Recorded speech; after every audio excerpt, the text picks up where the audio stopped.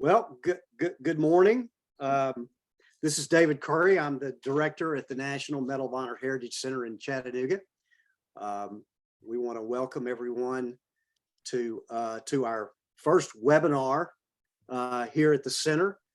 We've got some more webinars scheduled, so keep checking our website. I believe next month we've got another current author who's got a new book out on Alvin York and some of the other men who were involved in his expedition, James Gregory's book. So we're going to talk with James in November. So again, keep checking our website for that. But want to welcome everybody again to this first webinar session. Today, I decided to kick this off with kind of an event that has been, I've been part of, or was part of over, 17 years ago. I was approached by Dr. Tom Nolan, who is at the time was the head of the Center for Geospatial Technology at Middle Tennessee State University. And he asked me to be part of an expedition to the Argonne forest in France to try to locate the action site for Alvin York. And little did we know that we would spend almost 3 years in the Argonne forest at different times, doing some archaeological and GIS and GPS work to try to locate the York site. It's not necessarily that the York site had always been in dispute. It was the exact location in which that took place. And so Tom took the information that we were able to pull together as part of those expeditions, and there were 9 different countries involved. And Michael may talk about some of that as well. But the expeditions we felt were extremely successful using the science and technology and all the work that Tom had done that he eventually turned into his PhD dissertation. And then Michael, who I'm going to introduce in just a second, was part of the expedition and took that information that Tom had pulled together along with his information and authored a book about the expeditions and what took place over that period of time. And so I'm really happy to have Michael Kelly here today. Michael and I have known each other, I believe, since 2006. I can remember the first time I met Michael, he picked me up at the Paris airport, the de Gaulle airport. And one of the first questions that he posed to me was, well, I hear the American Civil War didn't have very many tactics associated with it. I think he was trying to needle me as much as anything, because Michael is a British military historian. And so we've had some great conversations over the years. We've been to the site several times. We've taken tour groups to the site as well. And Michael continues to do that. And so Michael Kelly is coming to us today from Grimsby, which is in Lincolnshire, just outside London. And I'm really happy to have Michael here. And Michael's going to discuss the expeditions and his book. He's probably going to talk for about 30 minutes. We're going to show some slides of the expedition and some of the work that was done. And then when that's over, we're going to take some questions from our audience. And right now we've got, I believe, 15 or 16 different participants. We hope we get some more people on, but you'll be able to send those questions into me, and then I will ask Michael those questions. So without further ado, I'm going to turn this over to Michael Kelly. Michael. Thank you, David. Thank you for an excellent introduction. And yeah, who knows, or where did all those years go to? I recall distinctly, on a light-hearted note, people, the first time I was introduced to Alvin York was in 2004, when my good friend, Dr. Tom Nolan, and I met in circumstances which involved an evening and some beer. And over some of his favorite beers, he said, "Hey, Michael," he says, "let us go and find where Alvin York fought in 1918. Well, really, as a British military historian at the time, I'd not heard of Alvin York before, and it was all new to me. But this was the start of what was going to be a most exciting project involving so many professional people and meeting people like David, and then in actual fact finding the site where Alvin York fought in 1918. So we started to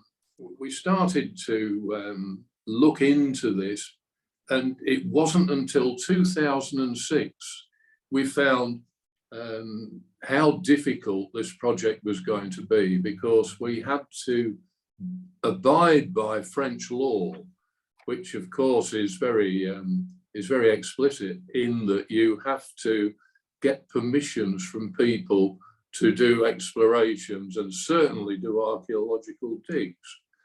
And it was decided that I should approach the local people at the village of Châtel-Chéry in the Argonne forest.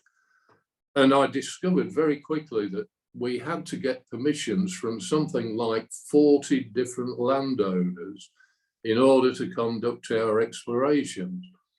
And with the aid of one of my French colleagues, we went around, we spoke to 40 odd people, and we got the permissions. Then we had the permissions from the Archaeological department to carry on and do the digs. And we started in 2006 with David here, who came along, and we just arrived. We thought Lady Luck was against us, because as we started, it started to snow and it was freezing weather. And of course, snow doesn't help any exploration, whether it be archaeological or historical. I'm afraid the first period was one where we just sort of acclimatized ourselves and acquainted ourselves with the topography of the place. But before I go into the details of the modern details, I'd just like to explain, there are probably many of you out there who know far more about the background of Alvin York in Tennessee than I do. I have had the pleasure of going to Pall Mall in Tennessee and looking around his Alvin York's home. But as you probably know, Alvin Cullum York came from the valley of the Three Forks of the Wolf River in Pall Mall, Tennessee. And in his early years, he was a wild sort of character. He was involved very much in drinking. He was a fighter. He was a gambler. Everything really that eventually he turned away from. And as he turned away, he gave it up. He became involved in religion. He joined the Church of Christ in Christian Union, and he became a reformed character. And when America joined the war in April of 1918, he was drafted, and he resisted the draft in the first place, more or less as a conscientious objector, but certainly religion was one of the main factors of his refusal to join. But eventually, through the Reverend Rosier Pyle, who sort of helped him along, he decided that he would join the army, and he went and he was recruited, and he went into the 82nd Division, and he eventually joined 328 Company G. And within that, there were two officers who recognized the qualities of this man. They recognized what sort of a character he was. His religion was still bothering him, and the fact that he didn't really want to kill, his religion forbade him from that. And Danforth and Buxton, the two officers, were able to convince him that it was for a worthy cause. And Alvin York went over to France, landed in France, and he arrived in May of 1918. And his first baptism of fire was at the Battle of Saint Mihiel on the 12th of September 1918, as a result of which York was promoted squad leader to corporal. And shortly afterwards, the success of the San Miguel salient led to the big offensive, which was to be the big one, the Argonne offensive on the 26th of September 1918. And the 82nd Division was not committed into action on the first day of that offensive. They were held back until early October, when they were brought into the battle at the village of Châtel-Chery. And if you could bring up the first map, David, please. So that gives you an idea of the village of Châtel-Chery. It's a small village, probably of about 200 souls, nestled on the side of a hill. And when the 82nd Division attacked Châtel-Chery on the 5th of October 1918, they were going from, as you look at your map, from right to left. And they had to scale a big hill to take the village of Châtel-Chery. Now, the idea of the involvement of the 82nd Division was to relieve the lost battalion, who were fighting some 15 kilometers away, over to the bottom left-hand corner of your map. They had been isolated, as you will well know of the lost battalion. They've been isolated for some 4 or 5 days. And it was thought that by attacking the Châtel-Chery, there would be more than one objective achieved. One was to seize the Deckerville Railroad that you see on the map. And secondly, to relieve the actions of the lost battalion, to give them some sort of relief that they could be brought out of that battle. So this was Alvin York and his 328th Company G, his involvement. And the attack took place at 6:30 a.m. on the morning of the 8th of October, 1918, and they attacked from the village of Châtel-Chery in a direction towards, if you can sort of see it, where you see the York fight, just between there, David, if you put the cursor between Schlossberg and the York fight, in that direction, that was the direction. In actual fact, there'd been a mistake made, because the initial course of attack was to go to the northwest, and it had been altered late on. Only the front line had got the different direction of attack, which was to go in that direction of northwest. And the 82nd Division, the 328th Company, were not aware of this change of course. Consequently, if you bring that cursor back down a little bit more towards the village of Châtel-Chery, David, yeah, in that area there, these guys were held up by serious machine gun fire coming from the direction of the York fight and the little yellow spot. They were held up to such an extent that their commanding officer, Lieutenant Stewart, was killed. And then they were given the directive, they were given the order that a patrol should be sent out, and it should go, if you can use your cursor again, in the direction below the caption of the York fight, David. They were going to go up that hill behind the York fight, and they were going to make the way round the back of the German machine guns, and they were going to take those machine guns out.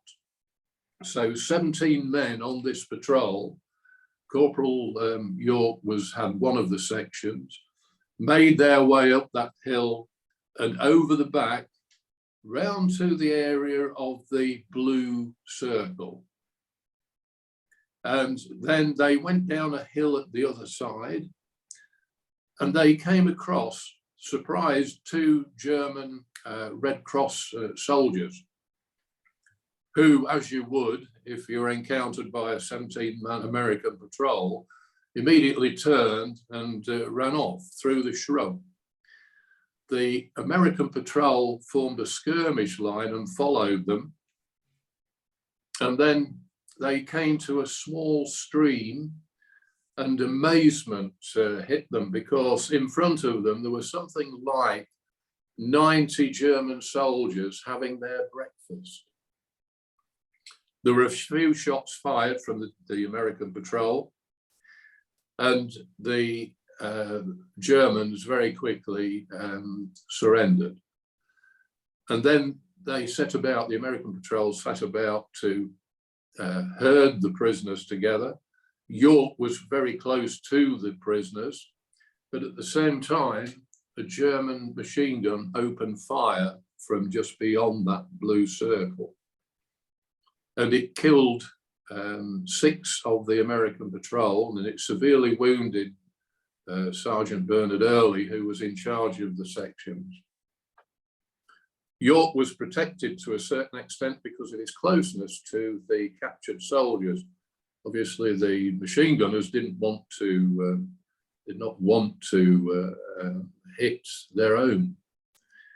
And at that point then, York returned fire, and you will all know that he had a great reputation for being a crack shot. Back home in Tennessee, he was a top-notch shot with the turkey shoots that he used to go at. And it was said that the Germans who were on the higher ground had to peer up over the top to see where they were, and he just slotted them with his weapon as they appeared over the top. Then at one stage, a German patrol led by a Lieutenant Endres, German Lieutenant Endres, 7 men charged him down the hill. And it is said that York coolly and ruthlessly dispatched them so efficiently that he started at the last man in the patrol, in the line, and worked his way forward. And his ideology behind that was that if he'd gone the other way, the men would have scattered, knowing that their numbers were decreasing. But of course, they weren't aware that the numbers were decreasing by him adopting that method. And he eventually shot Lieutenant Endres in the stomach, and he was the final one. The Lieutenant Vollmer, who was in charge of the Germans at the time, then called out to surrender, for the troops to surrender. And he said, if you stop firing, I will surrender my men. York, who by that time had dispatched something like 21 Germans, took the weapons. He got the remaining men of the patrol to round them up. He asked the German officer which way out they could go. And if, David, I can use your cursor again. Yes. And he said that they should go to the left of that circle. If you go to the left of the edge of the map, that was the direction that he was told by Vollmer that he should go. But of course, that was going back towards the German lines. York, being the astute character that he was, said, no, we'll go the other way. And he then went the other way towards Châtel-Chery. En route to Châtel-Chery, they collected a number of prisoners who also capitulated. And he finished up with 132 prisoners. So he marched back into Châtel-Chery, into captivity. And as a result of his actions, and to cut a long story short, he was promoted to sergeant, and he was awarded the Congressional Medal of Honor, becoming the most highly awarded decorated soldier in the American Army in World War I. And this was what we had to contend with. We had a number of American records that we could look at. We had a number of German records, which in the first instance, we didn't study the German records. We really didn't have the time. And over the period of the 2006, we conducted 2 particular expeditions. One using the 82nd Division history, which was a very good document to follow. We finished up at that site where the blue circle is. There was a stream, there was a big hill beyond it, it fitted the bill, and we then, with the French Archaeological department, started to conduct a systematic search using the integrated satellite systems and metal detecting equipment, all the instruments that were open to us with courtesy of the French Archaeological department. And I'll never forget the moment that I was with a guy from Tennessee called Jim Deppen, and I had the metal detector near the stream, and I remember getting a small hit on the screen, and we dug down into this clay and eventually came up with this piece of metal, which I think David's going to show you. And it was a unique collar disc, 328 Company G, which of course was York's unit. And immediately we started hollering. We were really happy that we'd found this, because we knew then that we were on the right spot. And we felt that probably this was from one of the American casualties, as I've described. And then we continued in that same vein, and then we found something else which corroborated our findings, which was you go back to the mess knife, please, David. Yep, trying to get it to go back to the knife. There we go. Yeah, there we go. So that's a mess knife. You can see on that, it's the United States, and it has 328 emblazoned on it, inscribed on the knife. And that was further corroboration that we were in the right place. But then the time ran out that we could spend actually on site. We all had to go back to our respective jobs and country. And it wasn't until 2009 that we went back.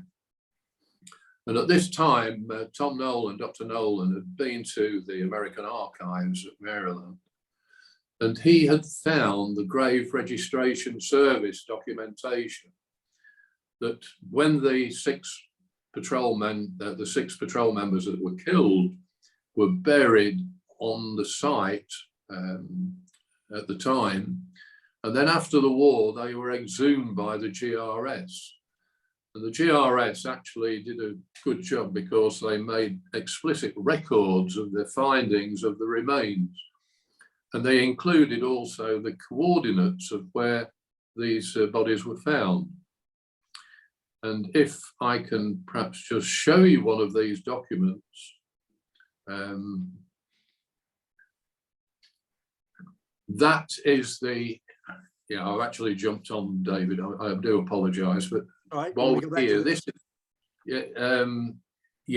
if you look at those, this is a map that has been provided by, put together by Dr. Nolan.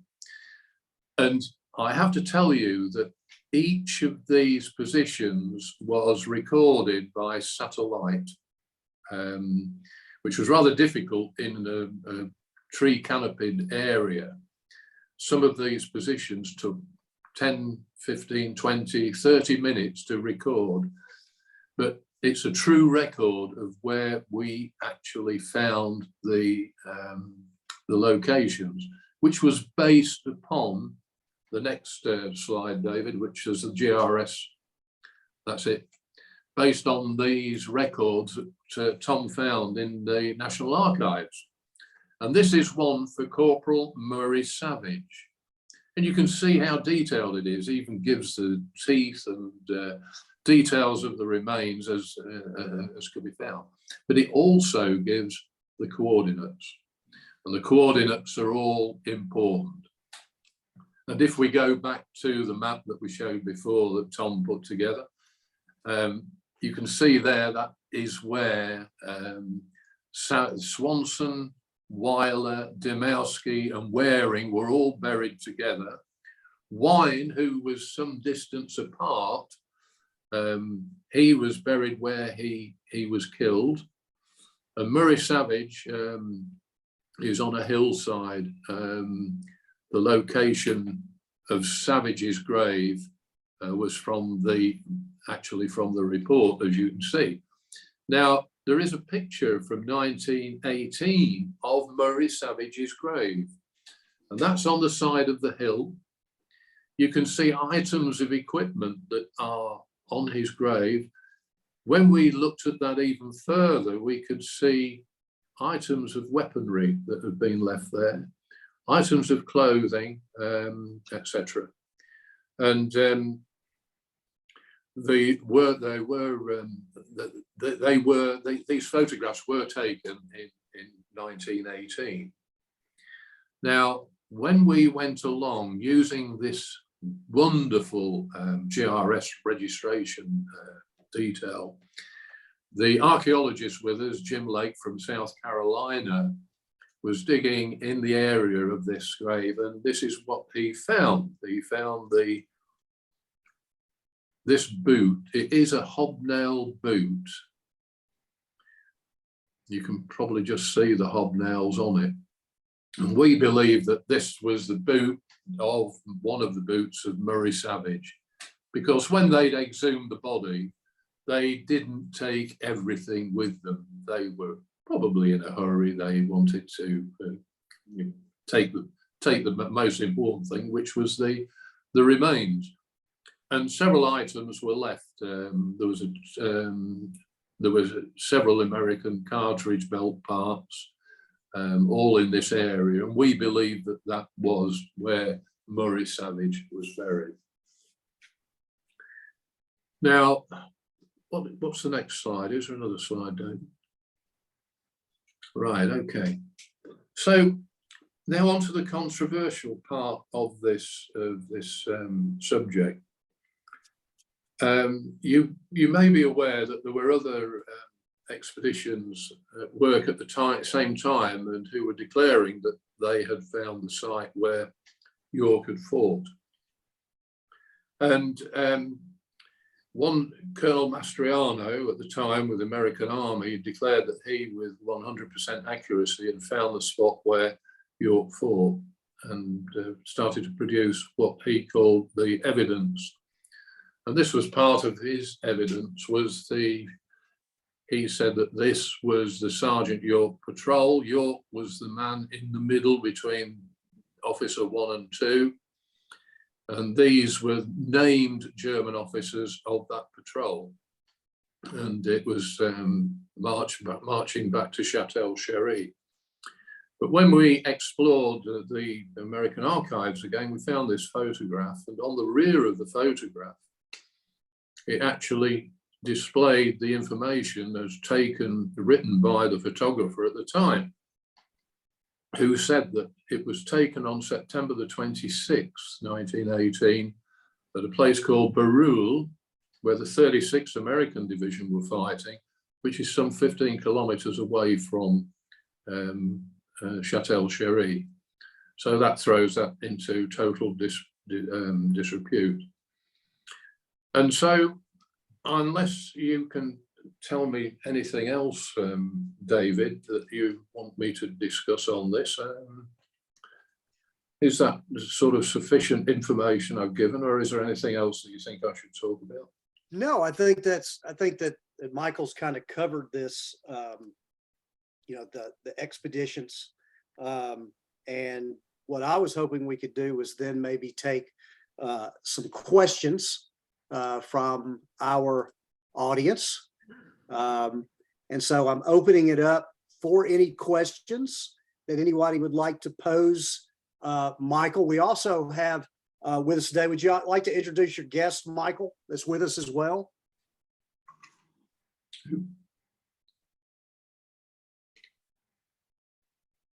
Can you hear me?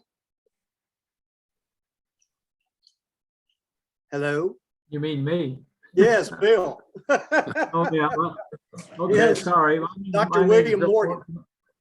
Yes, my name is Bill Morgan. I've been on a couple of visits to the York spot with Michael. I've been following York's history for a long time and read at least most of the books about it, and am fascinated with it and terribly impressed with the care and the approach investigation of this particular site. I can't tell you enough about Michael, so I'll just simply say he's been a great friend and a great leader in this work, this expedition. And I'm an amateur World War I historian with the emphasis on amateur.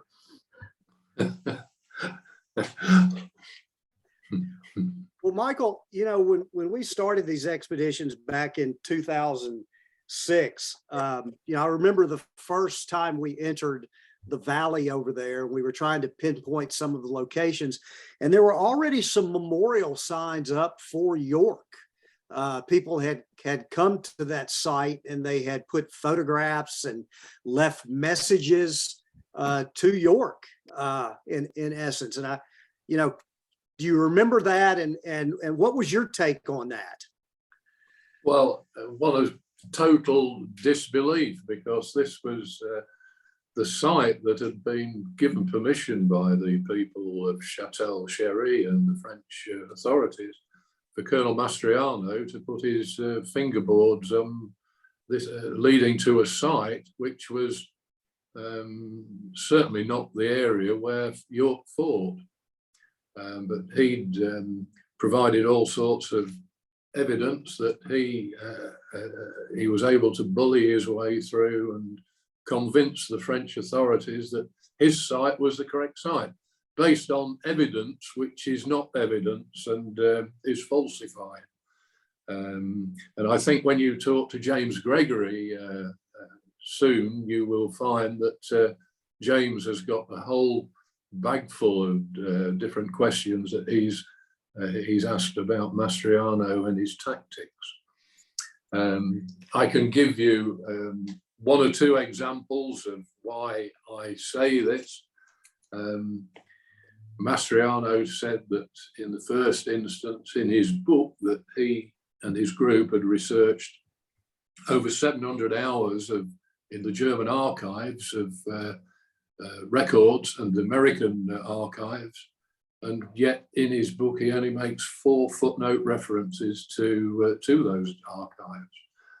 And when eventually we went over, Brad Posey, one of our men, went to the German archives and drew out some of the accounts that Colonel Mastriano had used, and we found that they were corrupted, they were different, they had been falsified in actual fact to suit Mr.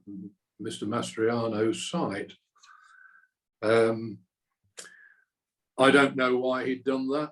The only reason I can think that he wanted to convince everybody that he was right.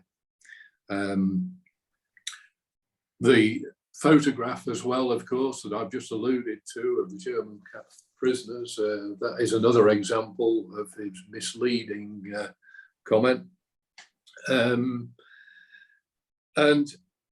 anything that I found that anything that interfered with or that questioned his sort of fantasy claims, in effect, was never mentioned. He never mentioned the grave registration service. He never, anything that was evidence that was incontrovertible never appeared in any of his books. It certainly never appeared in his PhD dissertation paper. And I think now this man is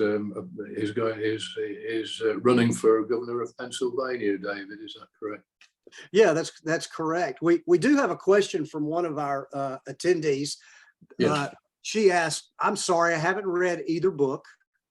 Did you watch a Mastriano presentation and he showed going to his quote spot, I think with members of the York family?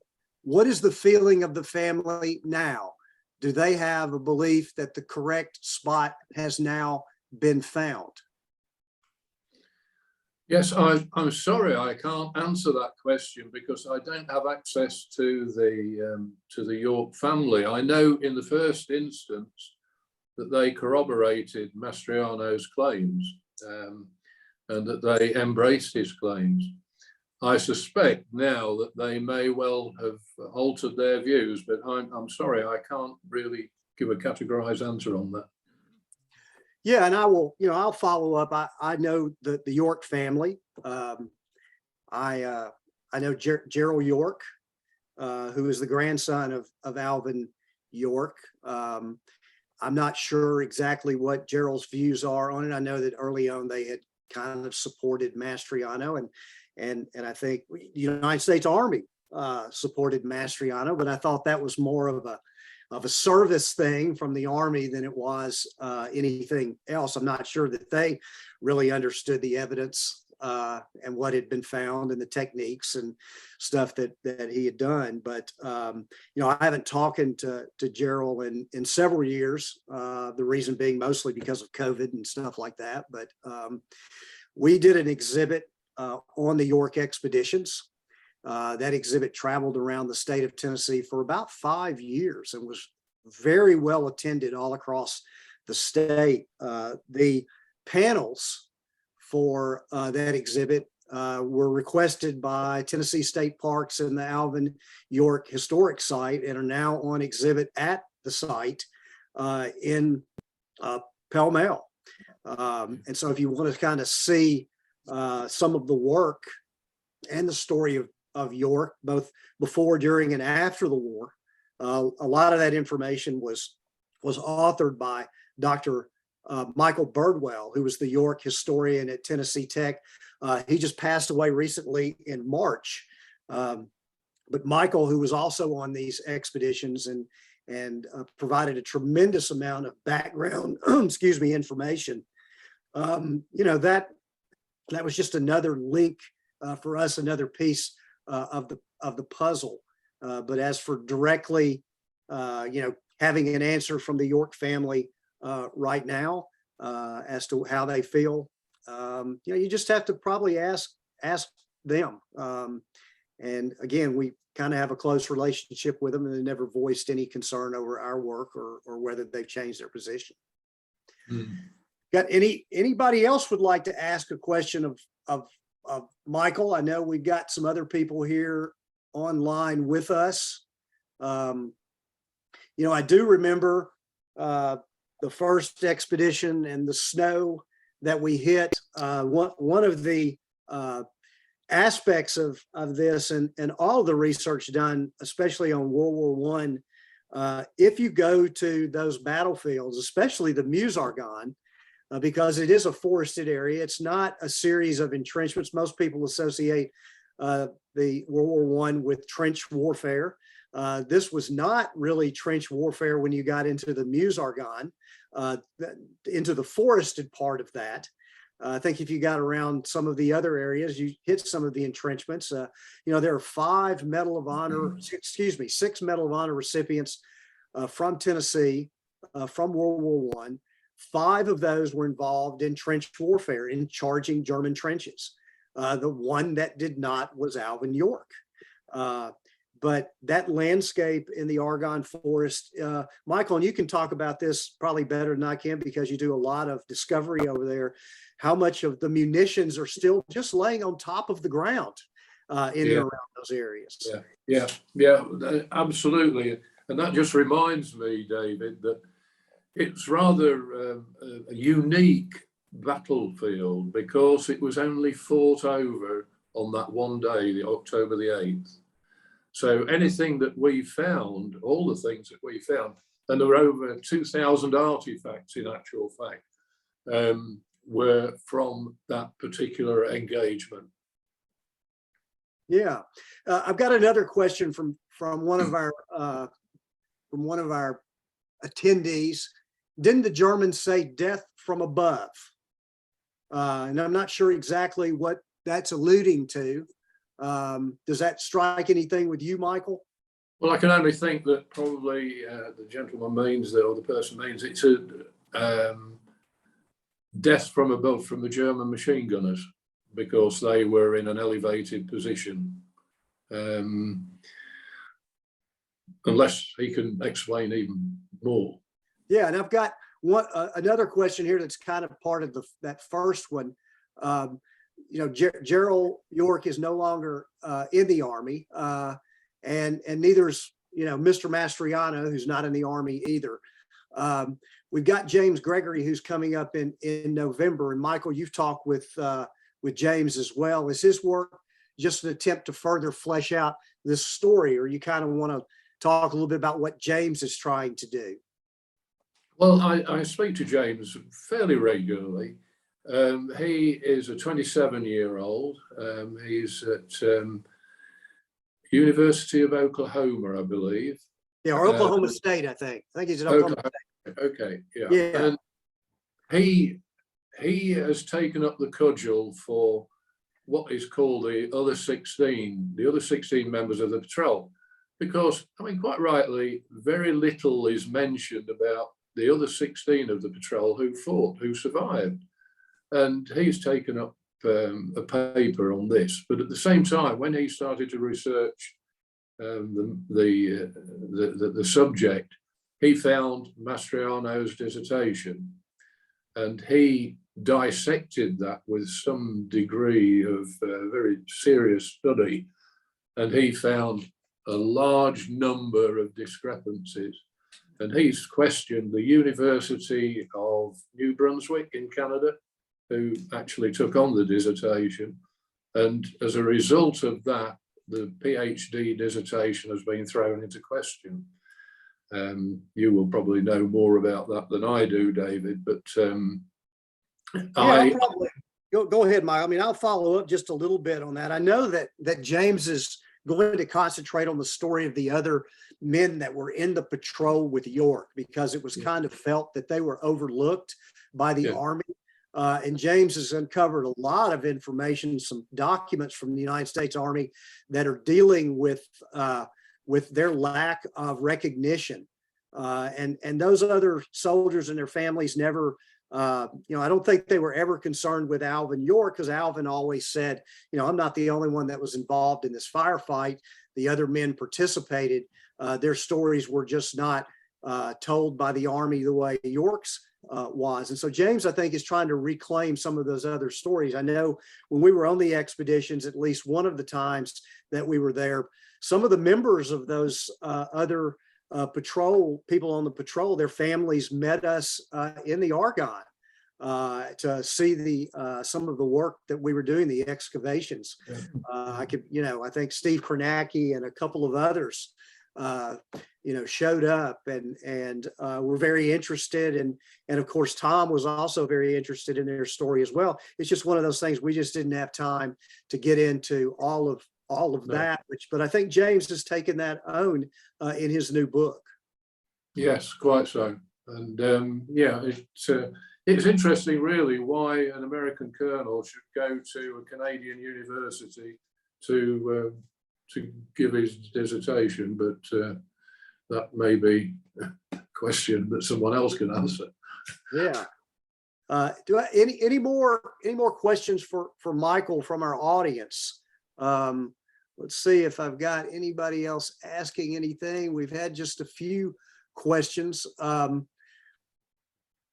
Michael, here we go. Here's one from Brad Coolidge, who is Charles Coolidge, his grandson. So he's got two questions from Brad. Are there any plans for future expeditions for archaeological purposes at the site? Also, I know there's a walking trail named for Alvin York that is supposed to take you to the spot of York's action. Has there been any move by the people to operate or give tours of that area to move the tours to the correct spot, or has that been done already?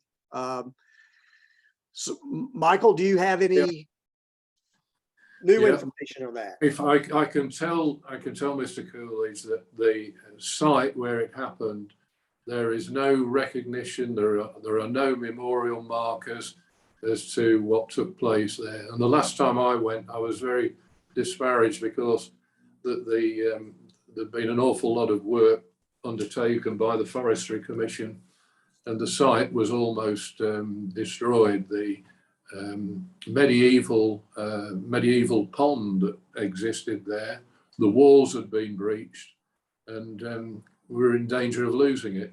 But no one was interested. Châtel-Chery is a small village. The people there just said, well, what is it going to do to us? Are we going to get a lot of people visiting? Is it going to provide some finance towards the village? And of course, the answer is no, really. But in respect of the existing memorial, let me tell you this, that the attack on the morning of the 8th of October, where the memorial is sited is on an eastern slope, and all the American records refer to the attack taking place on a western slope. In actual fact, that was in the full brunt of the 2nd Division, the 2nd Battalion attack. And when we went, and if you remember, David, we excavated around that area before ever the memorial was erected. Mm-hmm. And only a few yards away from where the memorial is, there was a heavy German artillery position.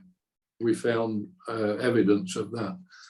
And my our take was, it was extremely unlikely that a fight would take place as described in the records by Alvin York in such a place where there was such a heavy German presence. And indeed, would 90 German soldiers be having their breakfast so close to a German fighting position? Yeah, and for to kind of add to answer to Brad's question a little bit, the memorial was erected in what we feel we'll call it the Mastriano site. We were there about 4 years ago. Right now, I think 4 years ago, Michael, we were at the site together. Yeah.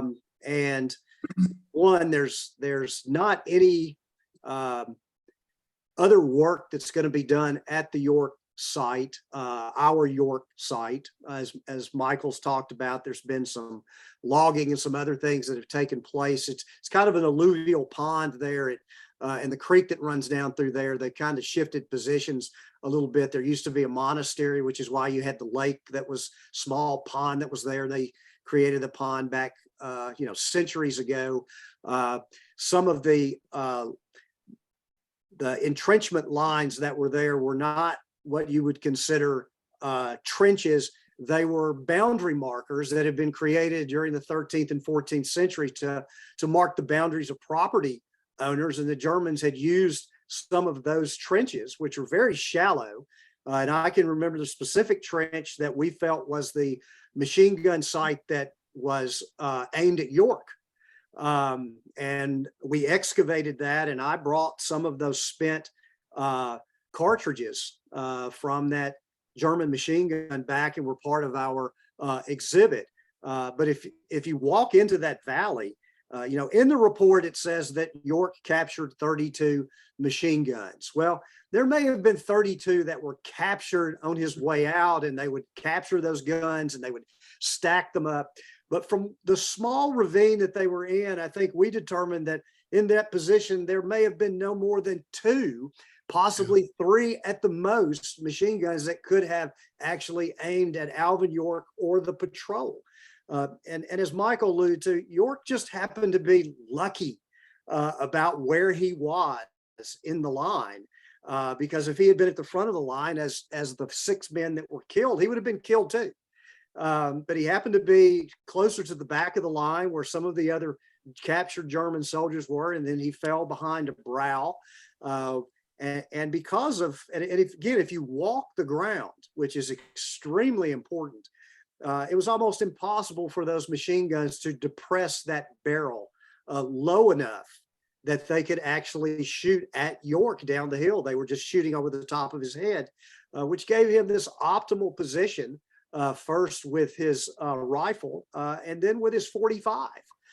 to kill as many Germans as he did. So it just, as we like to say, it's, the right man, the right place at the right time. It seemed to be for this engagement. And because York was a marksman, and he was ambidextrous, he was a marksman with both hands. The Germans didn't kill the right guy. And they ended up, I guess, paying for that in some way.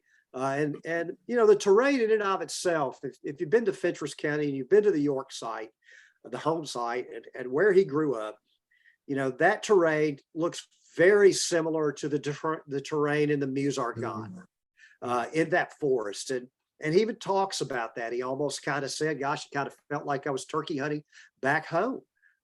So it's extremely important story.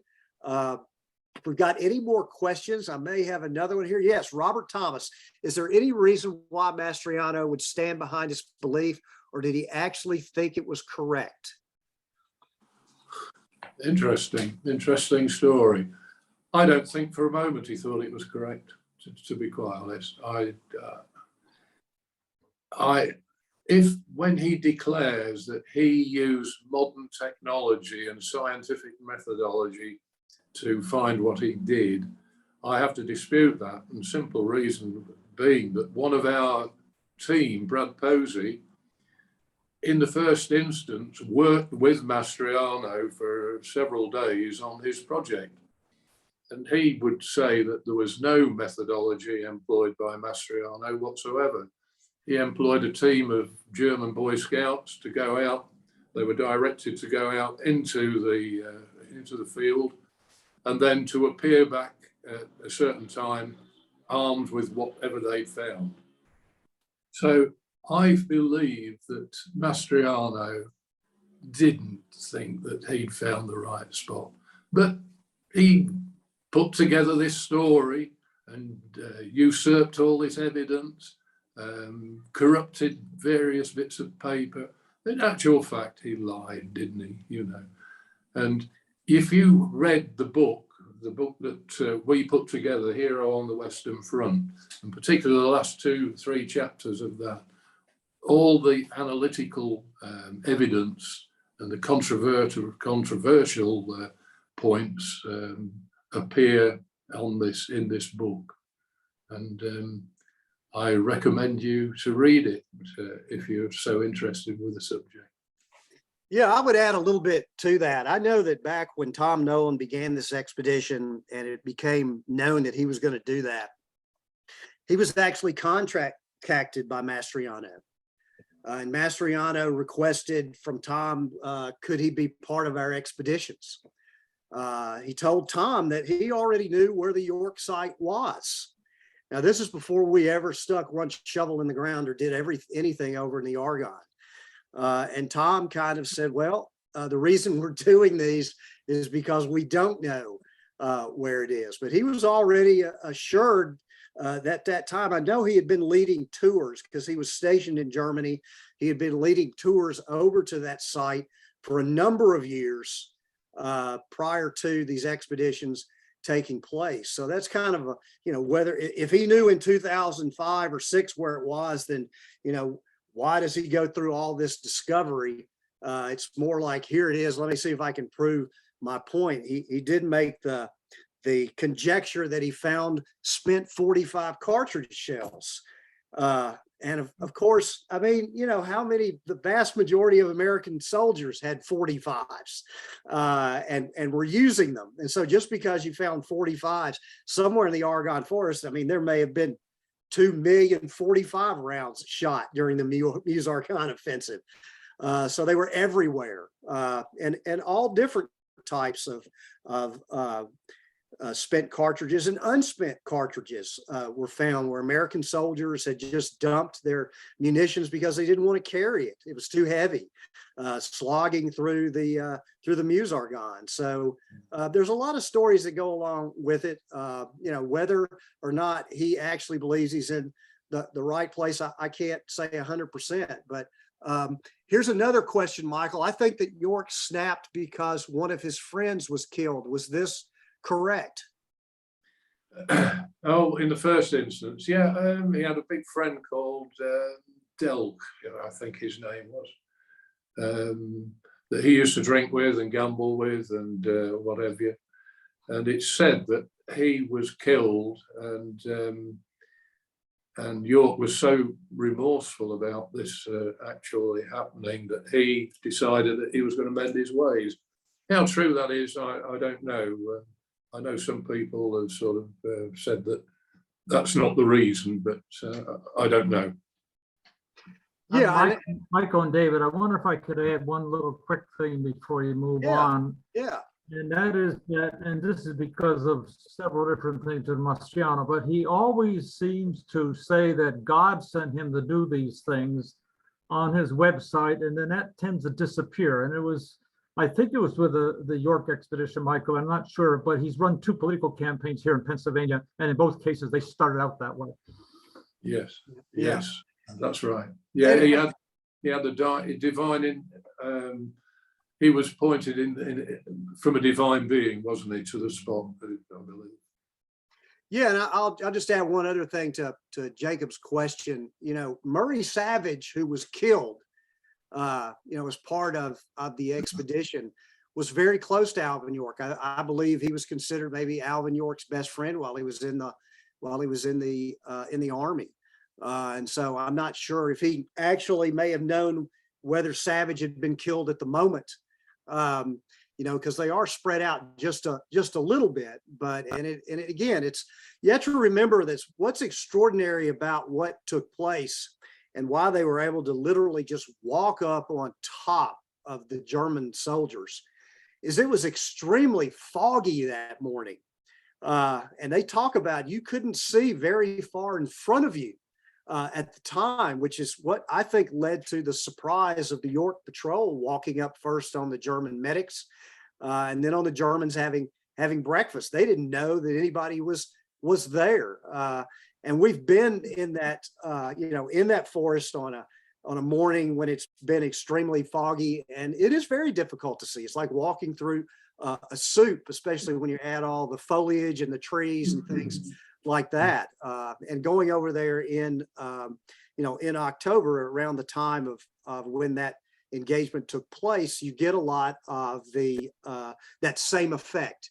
There's a lot of leaves on the ground. Some are still on the trees. I'm sure that a lot of those trees may have been denuded at the time, but you never know. The Germans are using the forest, as a position to try to protect that railroad, which is getting their supplies in and out of that area. And it's such a bottleneck, and you don't realize the bottleneckedness of it until you get over there and you try to move a division through a very small piece of terrain, an opening literally that only a road could pass through. You could see the problem that the 82nd had, which is why it was important to get the patrol on the ground. You either send everybody in mass where you're going to lose thousands of men, or you send a patrol in and see if you could take out, some of the front line in a sneak attack, and then you can move the 82nd in. I think that was the objective on that morning of October the 8th. Let's see, do we have any more questions? I got a couple of personal questions here, wanting to know how we got involved in the geospatial stuff. Well, that was really Tom Nolan, who's the director of the Center for Geospatial Technology at MTSU. I'm a public historian, so a lot of the work that I do deals with developing museums and exhibits and historic sites and things like that. Tom's work, he was one of the leading edge of using GIS technology on battlefields. I can remember back in the late 90s, and at least 4 or 5 years before the York expeditions, of he and I going out and exploring some American battlefields and trying to find locations. And that kind of gave him the background and the knowledge that he needed to go over into the Argonne to try to locate this position. And we were fortunate to have Michael along and all the documentation that Michael did. And we're very lucky that Michael put the book together to kind of talk about the expeditions, because they are significant. And we will probably be leading, Michael and I, every year, try to get together, put a tour together over there, because COVID over the last few years, they've kind of been null and void. But we may this next year try to put together another York tour over to the Argonne. So you just keep checking the MOH website and if anything pops up on that. Do I have any more questions? We got about a minute left here before we finish. I don't see anything coming in.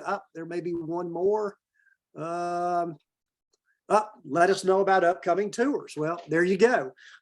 If you could check the MOH website, Michael and I may be doing another tour next year.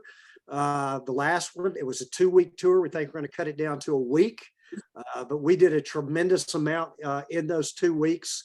Took a really good group of people along. It was during the centennial of World War I. So we not only hit American sites, we hit all 6 sites in which Tennesseans, their action locations for their Medal of Honor. And then we hit British sites, we hit Australian sites, French sites, you name it, all the way up to Belgium. If you've not done that, it's a great tour. If you've not been to Eastern France, it is the place to see. We'll also, go ahead, Michael. You should just get Bill and Jane Morgan to put the name down on the list. There you go. Well, hey, it's been great having everybody here. We appreciate Michael coming on. He's about 5 or 6 hours ahead of us. Yes. And so it's been great to see him and to talk to him. And I'm glad he could, talk with all of us today. And I hope that to have some more of these and be looking for our next webinar that's going to come up in November with James Gregory, and we'll pick up more on this Alvin York talk then. So again, thanks for joining us. We hope you'll join us again in November. Appreciate it.